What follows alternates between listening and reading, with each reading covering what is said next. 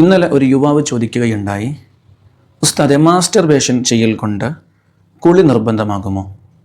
കുളി നിർബന്ധമാകുന്ന 6 കാര്യങ്ങളിൽ പ്രഥമമായത് ശുക്ലം സ്രവിക്കുക എന്നതാണല്ലോ. അതിനാൽ കുളി നിർബന്ധമാകുമെന്നായിരുന്നു മറുപടി.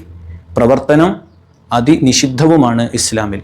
മാസ്റ്റർബേഷൻ ചെയ്യുക എന്ന് പറയുന്നത് ഹറാം തന്നെയാണ്. ചെയ്തു കഴിഞ്ഞാൽ കുളി നിർബന്ധവും ആണ്. വീണ്ടും യുവാവ് ചോദിക്കുന്നു, അങ്ങനെയാണെങ്കിൽ ശരീരമാസകലം വെള്ളമെത്തിക്കലല്ലേ ഉസ്താദെ കുളി എന്ന് പറയുന്നത്? അല്ല എന്നായിരുന്നു മറുപടി. കാരണം ശരീരമാസകലം വെള്ളമെത്തിക്കുക എന്നത് കുളിയുടെ 2 നിർബന്ധ ഘടകങ്ങളിൽ 1 മാത്രമേ അവിടെ പൂർത്തിയാകുന്നുള്ളൂ. അതിനു മുമ്പ് വളരെ പ്രധാനപ്പെട്ട നിയ്യത്ത് എന്ന് പറയുന്ന ഒരു സംഗതി ഉണ്ട്. സയലാനുൽ മാഇ അലാ ജമീഇൽ ബദനി ബിനിയ്യത്തിൻ. നിയ്യത്തോടുകൂടെ, ഇന്റൻഷനോട് കൂടെ ശരീരമാസകലം വെള്ളത്തെ ഒലിപ്പിക്കുക എന്നതാണല്ലോ കുളിയുടെ സാങ്കേതികമായ ഡെഫിനിഷൻ.